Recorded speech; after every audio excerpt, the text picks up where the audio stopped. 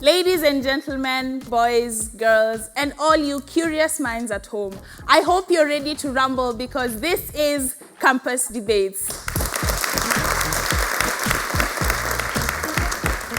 On this show, we're all about debunking myths, unpacking the unknown, but most importantly, unlocking the power of conversation. People, we have started a revolution where young people are not only pointing out the problems, but are choosing to be active, engaged, and involved in matters, policy, and issues that are affecting their society and their generations to come.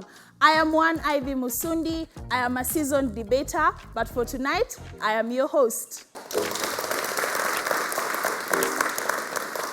I am joined, as always, by two very strong teams from two prestigious institutions. On side proposition, we have the team of Shamia Muchesia and Victoria Kendi from Strathmore University.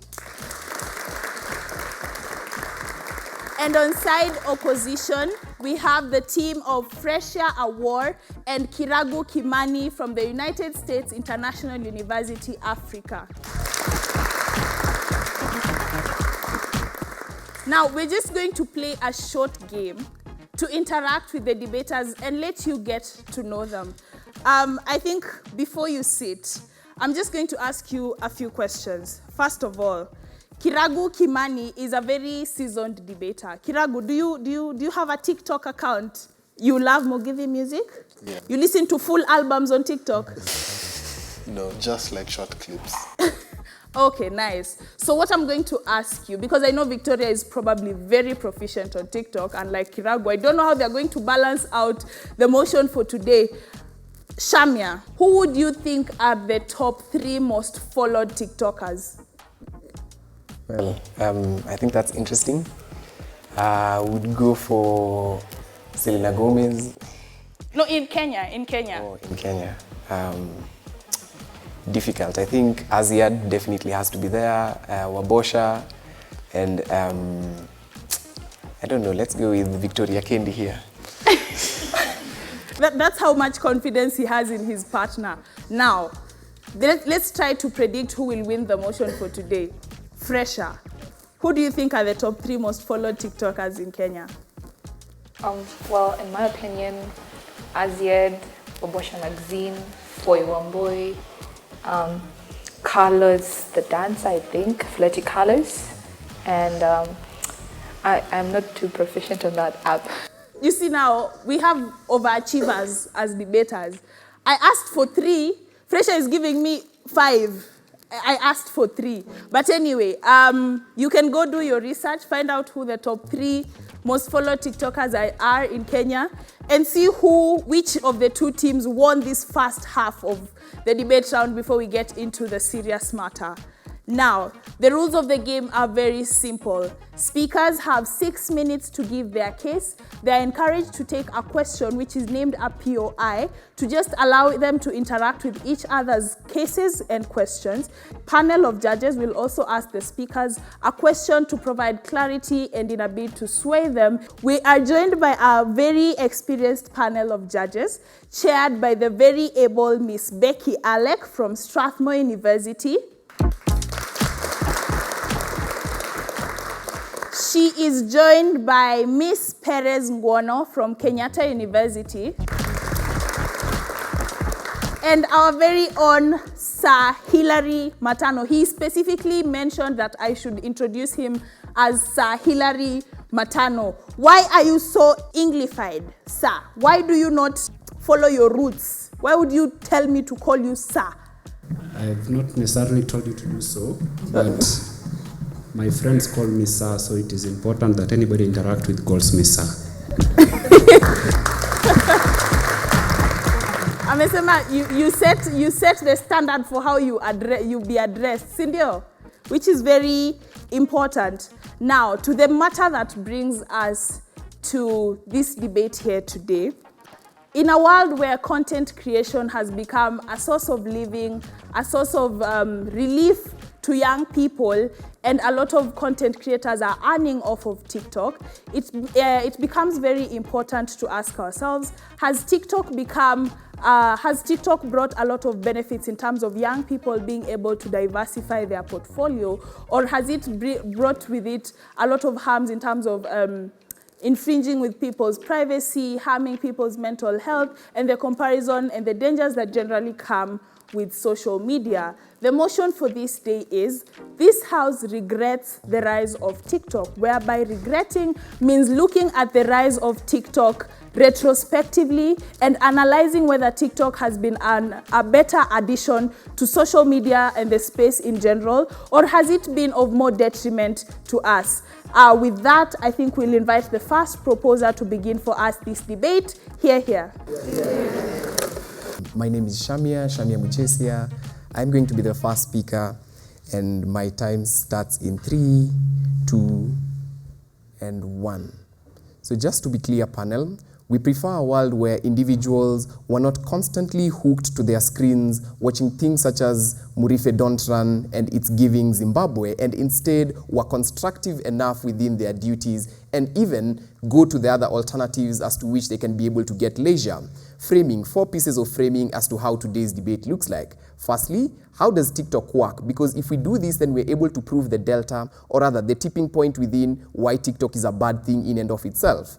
Listen, TikTok works in a way in which it utilizes a social media algorithm which necessarily synthesizes data based on what you consume as an individual, and it makes sure that you're stuck in a loophole of watching videos. You spend a large chunk of your day watching these videos through the ability to be able to maybe scroll or things like this. Literally what it does, it capitalizes on your dopamine levels just to keep you on this constant hedonistic treadmill that you're not able to maybe log out of TikTok to be able to do other constructive things. What you need to understand, and the worst point within today's debate, is that young people are the ones who are mostly going to be affected. So this looks like children, school children who've now just gotten phones, and they have the ability to be able to just want to access TikTok because they have the promise that they can be able to get more followers and become celebrities, and they can be able to get more laughs, which we feared from opening is a bad thing. Secondly, we think the rise means a couple of things in today's debate. One, it means that everyone, or rather a large chunk of society, is particularly doing this sort of thing. What it then looks like is that if you go to the matatu, people are laughing loud because they're on TikTok. Two, if you go to school, during free time, children aren't particularly going for their sports and all these things. They want to just utilize their TikTok accounts and all these things. At home, we think this is the same thing. The students are always wanting to maybe create TikTok videos. The parents are taking less time with their children because they want to also laugh within all these sorts of things. We argue again from proposition that this is illegitimate in itself. But a second thing in terms of what this rise necessarily means to within today's debate, it means then that there's a social and peer pressure which exists for individuals to be part of TikTok anyway. So if you don't spend time on TikTok, there's always an expectation from your friends that you don't necessarily relate to things which they relate to. The most of the trends which you're going to find in status quo are things which necessarily come from TikTok. All these things in terms of vines, fashion trends, even memes nowadays in terms of how maybe Murife runs and Murife chooses not to run. All these social preferences for leisure are things which you better find in TikTok. What it then means is that majority of your friends are probably going to be hooked already within TikTok in and of itself. What it then means is that there's always going to be an expectation for you as an individual within society to have access to TikTok and to be able to relate to the memes that they are able to share to you and all these sorts of things. That expectation, we posit, is a sort of pressure which is illegitimate within today's debate. 4, in terms of framing, there are other alternatives which exist for individuals to be able to just detoxify and to be able to feel happy in and of itself. You could be able to go for therapy, which nowadays is free. The world is very liberal. You could be able to access WhatsApp. And notice, we defend WhatsApp because it's a very inclusive sort of media in today's debate. Why is this the case? 2 things.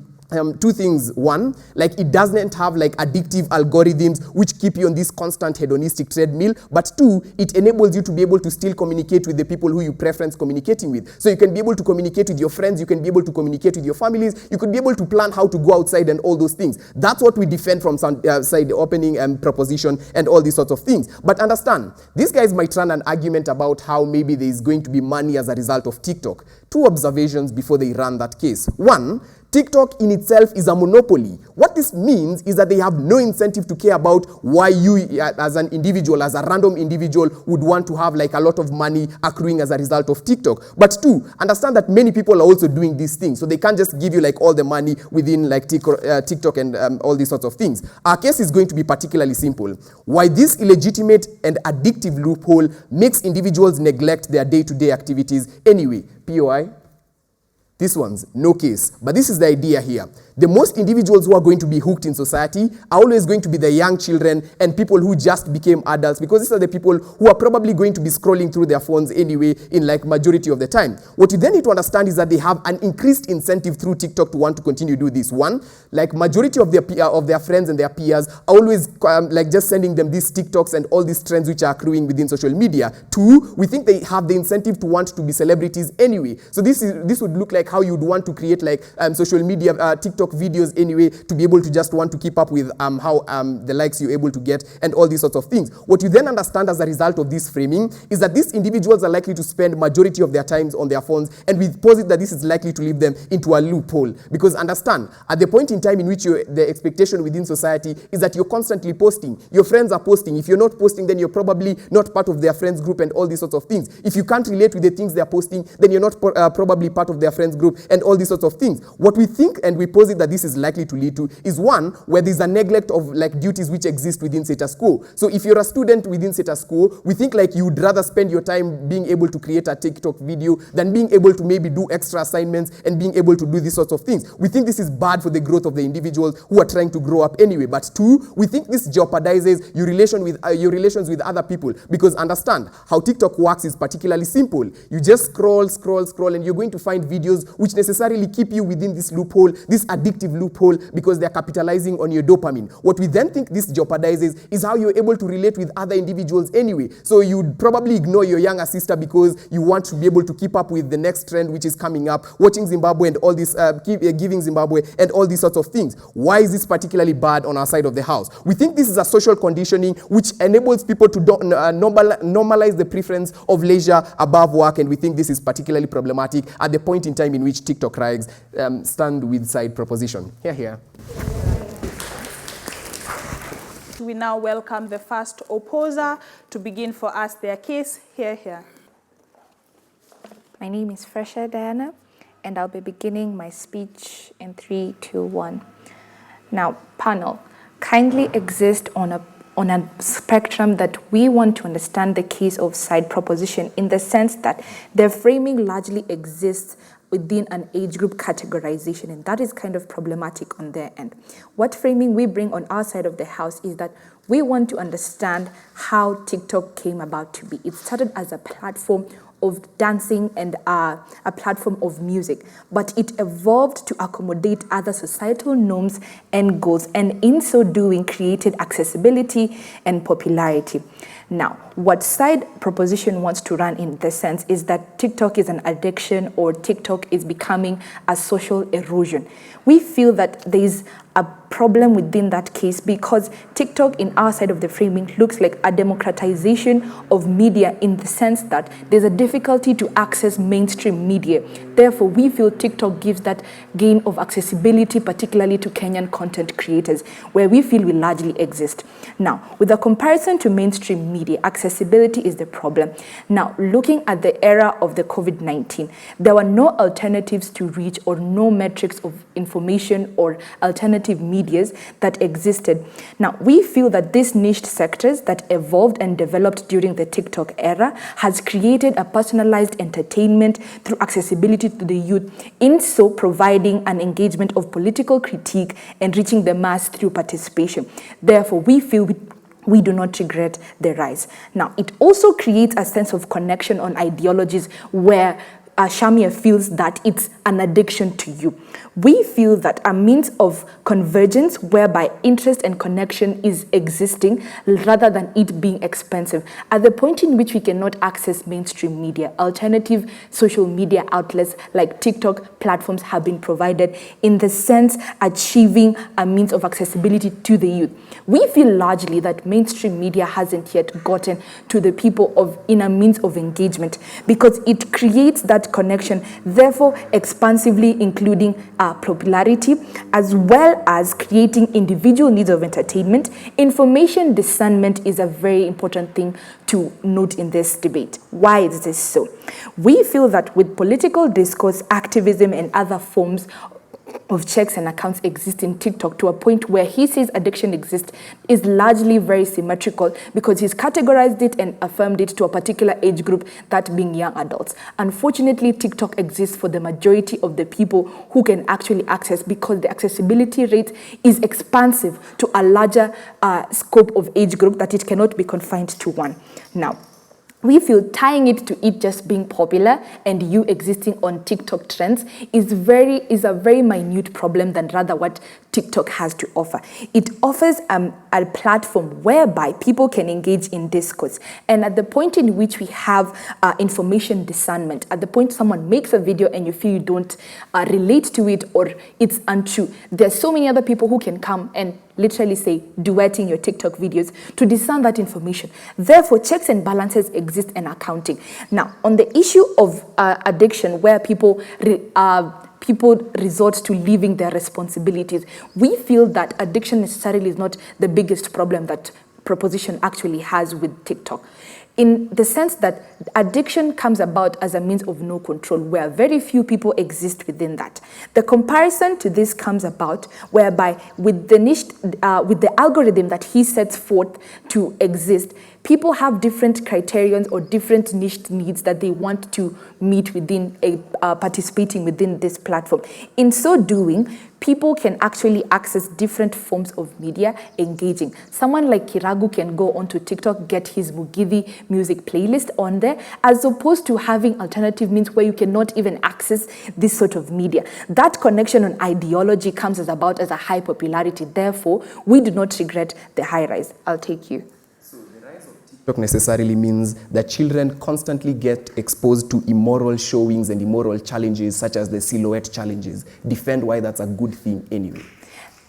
That is a minute harm on your end, simply because, particularly places like China, there is an age limit, there is a family categorization as to what information you can actually access on TikTok. For you to actually run that case that many people are eroded on that app, it means that there is no forms of checks and balances within the application itself to prove that this app is very morally abhorrible. Now, we run to you two things in this debate, that it's very important to understand where TikTok came from as to why we want to accept, because we feel that the difficulty to access mainstream media or people to actually get opportunities to work in a place even like KTN, Standard Media Group and whatnot, TikTok provides this platform as an economic improvement within the society as well, for people to express their feelings within a form of that is not expensive, one of all, it's accessible and engage with vast mass of people, because the app is largely existing within majority of the people, as now internet connection is not that really expensive in a country like Kenya. We also feel that it provides a means of social justice, because as I've already shown you, there are checks and balances to show that accounting exists within the app, as well as now providing an app that is very accessible, now evolving to a media that accommodates social norms and goals, as opposed to what proposition runs to you, that it simply erodes you and you're hooked. That largely exists within very few people in the society, and we feel that from side opposition, we do not regret the rise of TikTok. Thank you.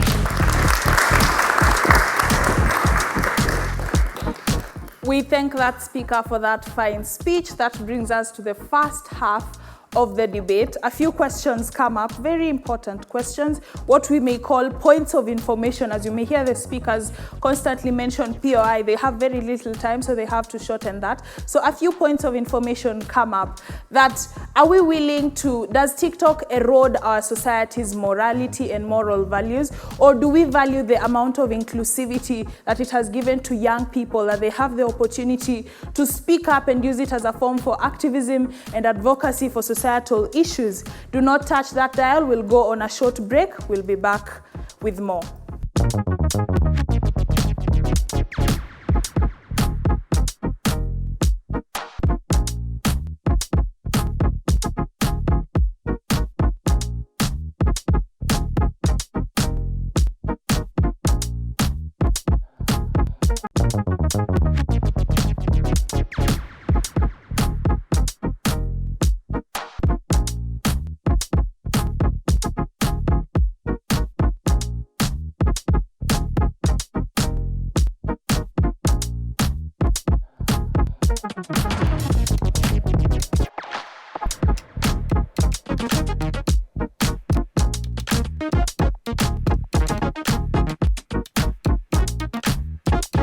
Welcome back, ladies and gentlemen. This is Campus Debates with me, Ivy Musundi. The motion we're discussing today is this House regrets the rise of TikTok, where we're discussing whether TikTok has been a benefit in terms of inclusivity and providing young people with a platform to monetize their skills, or has it been a place where our society's moralities have been eroded and we're subjecting our young children and people to standards of morality that will harm them in the future.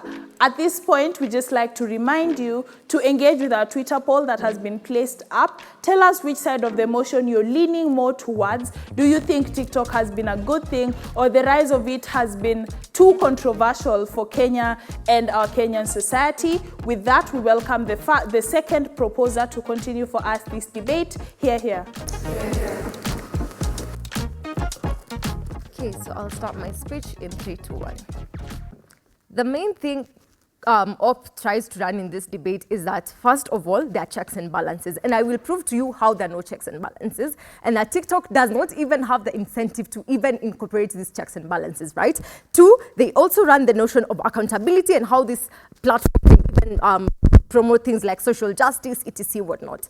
1, how does TikTok work? TikTok is clearly a monopoly in terms of like everything they propagate for, in the sense that, 1, it is a platform where there is unlimited market and there's no competition. Currently, we can't see any app that is competing with TikTok, right? This essentially means that at the end of the day, there are less restrictions. Why? Because if they regulate less, that essentially just means that more people are able to access this, right?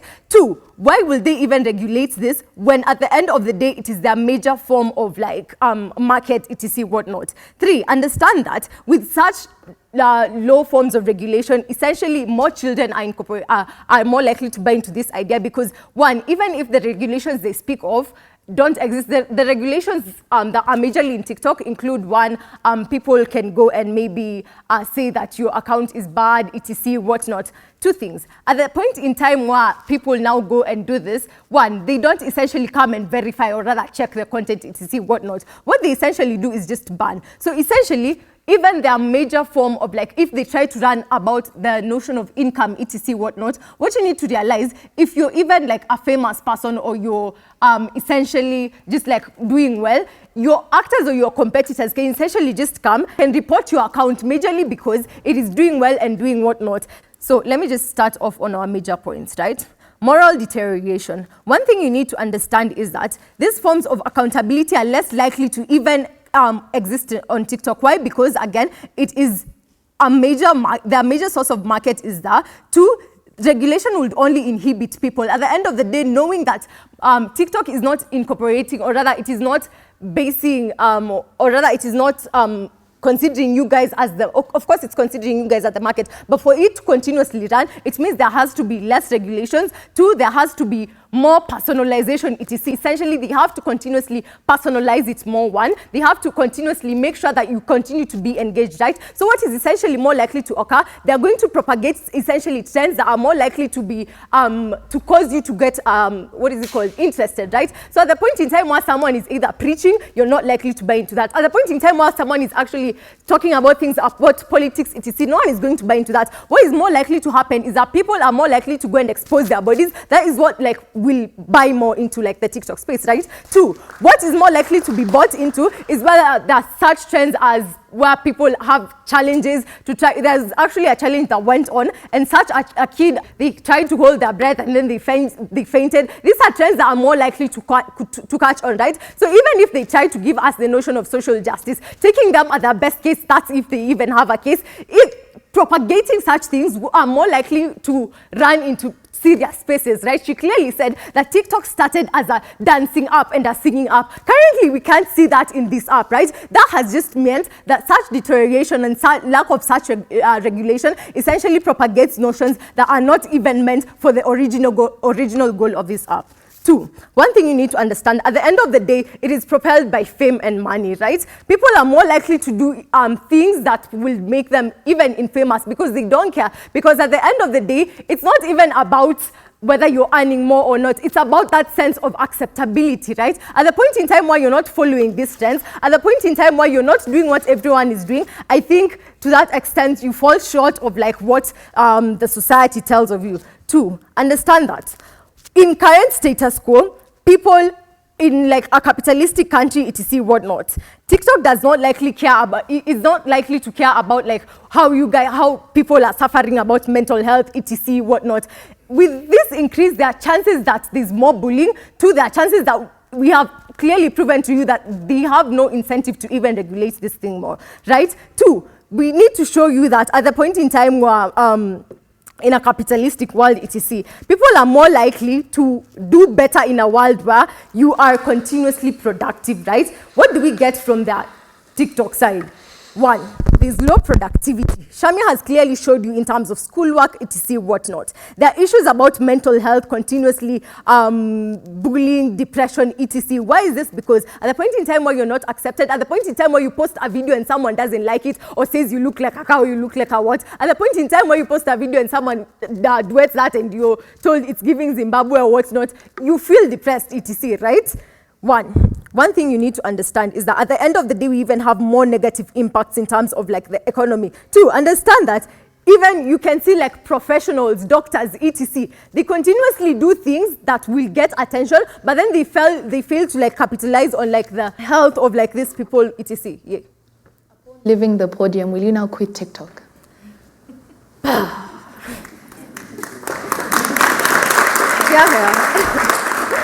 Two things. One, at the point in time where you are on the side of TikTok, take note, panel, we're not opposing the TikTok thing. What we're opposing is the rise of it. What we essentially tell you is that we are okay with this thing being a leisure thing, etc. But then what we essentially don't propagate for is a world where this thing is not regulated and it continuously rises to just propagate the capitalistic thing of what TikTok essentially has.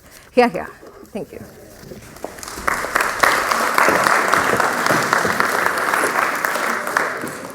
We thank that speaker for that fine speech. A question is asked, because you are defending a world where we do not have TikTok, will you quit TikTok? With that, we welcome the last speaker of the day, the second opposer, to close for us this debate. Here.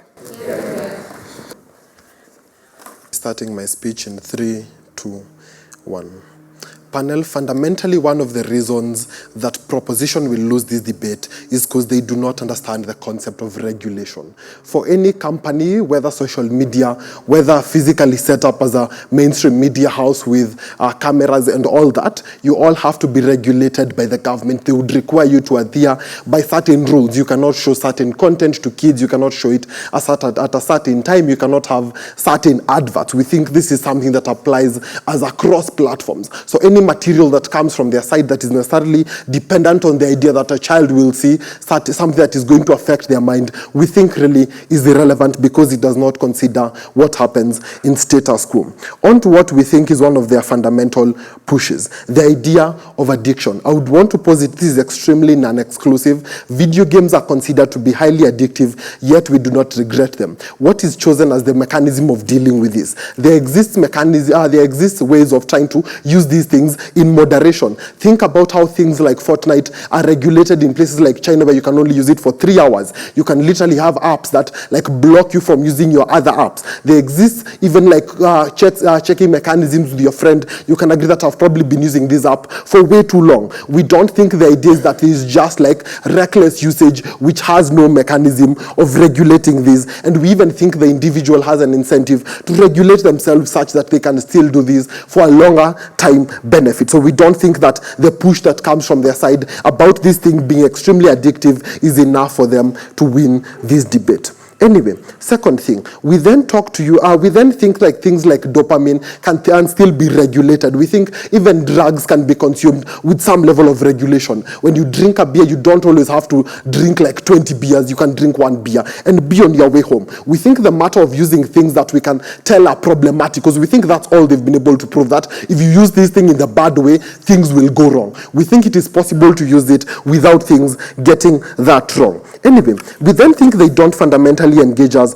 on the issue of like the economic access, because it is fundamentally based on the fact that a lot of people use this, that when I start an account, a lot of people will view this. We don't think the idea that if I'm spending like too much time on TikTok, I can't relate with my friends or even my family. It is possible for me to make TikTok videos with my mother, my sister. We think inclusion is still something that is very possible. We also think even things like mental health is not something that TikTok ignores. We think they have an incentive to care about this because fundamentally their audience cares about this. It is a big issue. It is something that is constantly discussed. Issues of body image are constantly discussed, and there exists a lot of complaints from the audience. To that extent, TikTok wants to remain competitive, and I'll address the issue of TikTok being a minority. They want to remain competitive. To that extent, they want to please the viewers and remain as a legitimate platform that people can move to. Let us engage why TikTok has incentives. We don't think they're the only form of social media that makes videos. Things like Snapchat, TikTok, YouTube, Instagram, all of these are forms of social media that provide individuals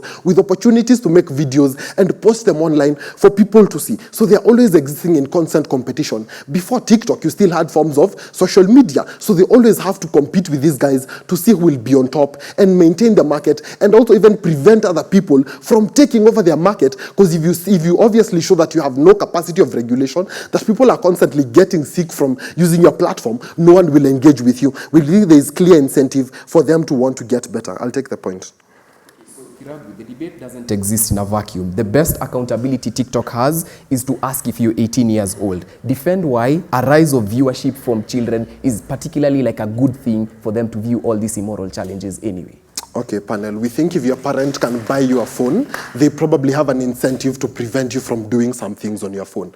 They would literally require like some parental input that you can literally prevent your child from seeing certain videos. And anyway, that applies to literally everything. If you have a child with a computer, they can access all types of shows. It is not quite clear that this can only happen on YouTube. Anyway, second thing, escapism. Panel, we think life is very hard. We think to the extent that people have to do 9-to-5 jobs, you have to deal with stress from raising your kids, that you have to deal with like even difficulty of education, means there's some reasonable desire for escapism, that you want to move away from the things that literally cause you pressure. To the extent that TikTok can literally give you videos that you like, to the extent that TikTok can give me videos about a comedian Mokorino, I am happy. And that is beneficial to me because it literally makes my life easier. To the extent that TikTok on high popularity can literally give people jobs, can make people's life better, to the extent that it makes them happier, we think it is not something worth regretting. Their only point was addiction and regulation. We have proven to you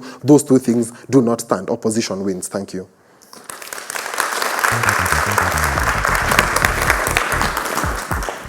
We thank that speaker for that fine speech.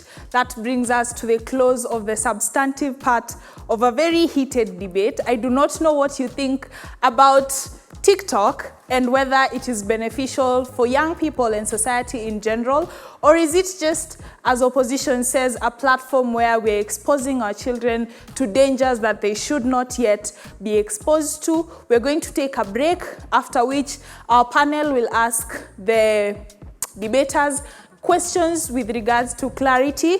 Keep engaging with us on our social media platforms at KTN Home on all across all media platforms. We have put up a poll on Twitter. Tell us which side of the motion you most relate with or which side you support, or whether either of the teams have convinced you. We'll be back after a short break.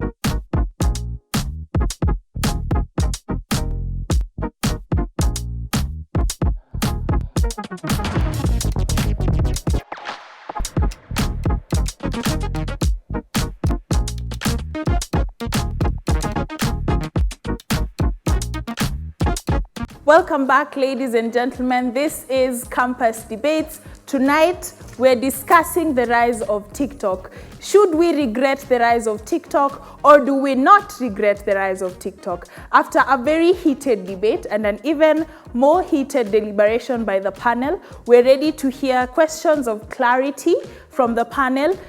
Debaters, note that the panel is going to ask you one general question for both teams and one specific question from a judge. However you answer this question may or may not sway the judge's decision, so be very careful how you answer it. Even you at home, you may or may not be swayed by this part of the answer, so be very keen how you listen to the answer. With that, I will hand it over to Madam Chair to lead us through this section. Here. A question for both teams.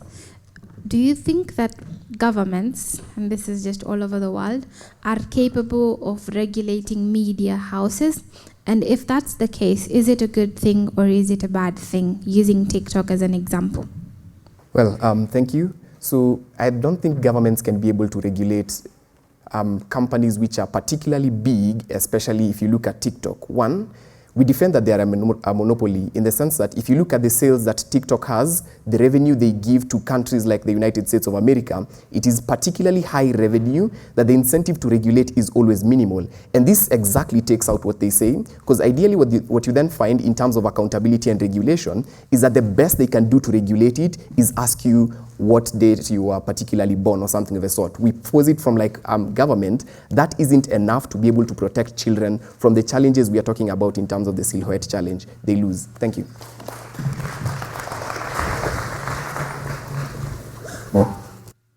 Okay.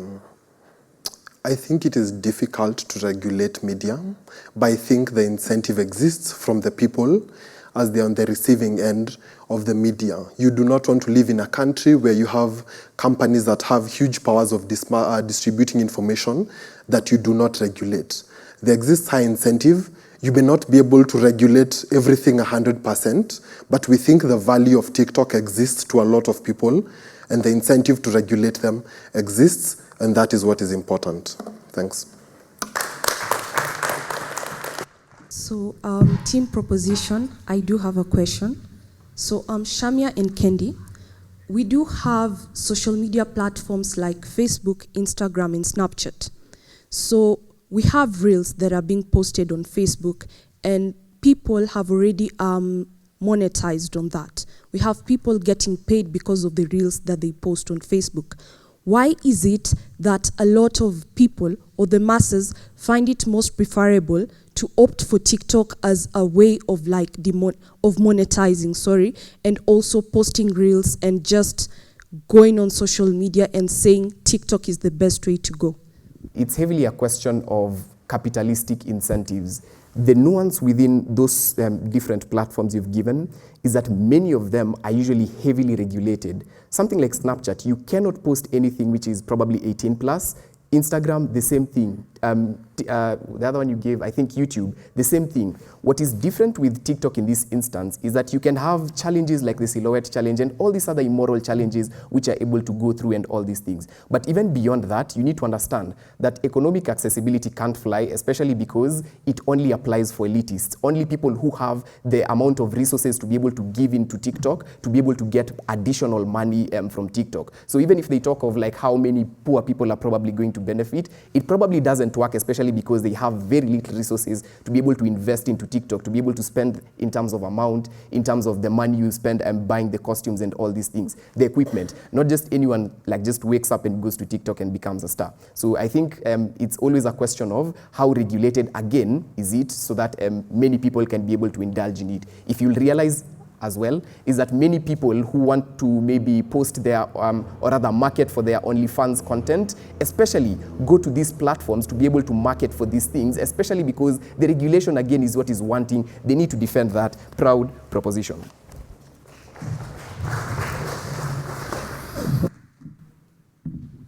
The question for the opposition reads, how easy is it to discern information on TikTok as compared to the other social media platforms? I think we live in the age of information, and TikTok provides an opportunity where we don't have to listen to one voice. That even if I listen to a story explaining to me how the elections were rigged, I can find other videos that explain the same was probably not true, which I think the most important thing is providing people with information and allowing them to make the choice. It is better than living in a world where we only have access to a few mainstream stations that control everything. It is better if there are more channels and more people creating content that can critique each other. That is a better world for the individual and for the masses.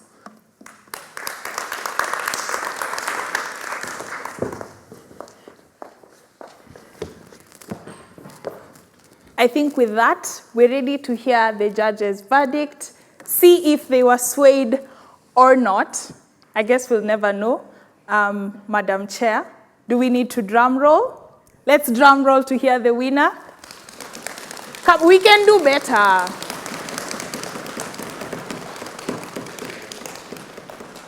Okay, so after a very interesting deliberation, we decided to go for a split decision in favor of proposition. And this is why. So the motion stands, we do regret the rise of TikTok. And I think that this is a call that's largely influenced by things such as the responses to some of the key issues that both sides had to raise. Let's start with the proposition. Proposition talks to you about, one, the social pressure for individuals to want to join this platform. Right?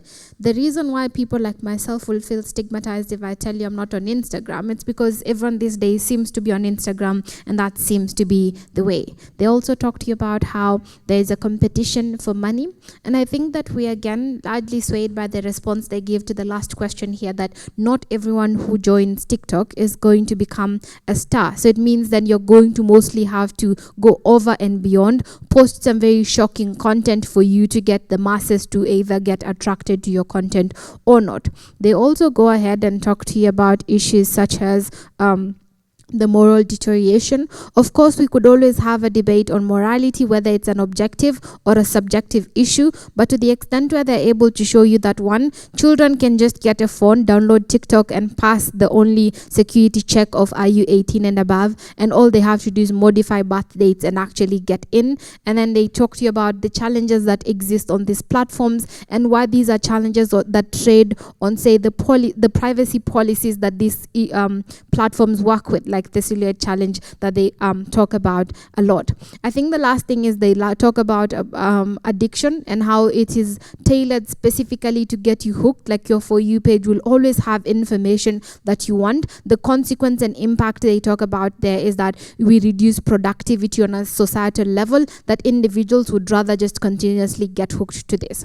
What do we get from opposition, and why do we think that it wasn't quite enough? Opposition talks to you about the economic alternatives that do exist, that TikTok is an economic alternative that people could exploit, but then that has to contend with the reality that, one, for you to monetize, you have to have the numbers for you to actually get that done. They talk to you about the desire for escapism, but this doesn't quite respond to Prop 2. Proposition 2 talks to you about the negative comment and bullying and the kind of harassment that exists on these platforms, that escapism is not meaningful escapism. I think opposition needed to have defended that, even to the extent where you're not completely escaping and there's still some negativity on these platforms, why that is still a preferred alternative. But then I think they talk to you about how addiction is something that cuts across all these other platforms, and we think that that is quite enough for most of the content here. But because all these other platforms have, there's still the reality that because of the rise of TikTok, it significantly makes things worse on a society level. If you have Facebook, Twitter, and WhatsApp being addictive, and then you also have TikTok that is rising, also being equally addictive, it significantly makes things worse. With that kind of reasoning and assessment, the motion stands, proposition wins. Thank you. The motion stands. This House regrets the rise of TikTok. When you hear Madam Chair mention it was a split vote, it means 2 of the judges thought side proposition 1 and 1 of the judges thought side opposition 1. So ideally, when the judges cannot come to a conclusion that all of them agree with, they take a vote and the majority therefore wins the debate. So side proposition convinced most of the judges and they therefore win the debate. Let's give a round of applause for side proposition. That brings us to the close of this debate. Thank you so much for tuning in. Keep engaging with our Twitter poll. Tell us which side you thought won and whether you agree with the judge's decision. A very big thank you to my audience, to the debaters, and most importantly to Tangaza University College for hosting us to shoot this episode. Until next time, I have been your host, Ivy Musundi. Goodbye.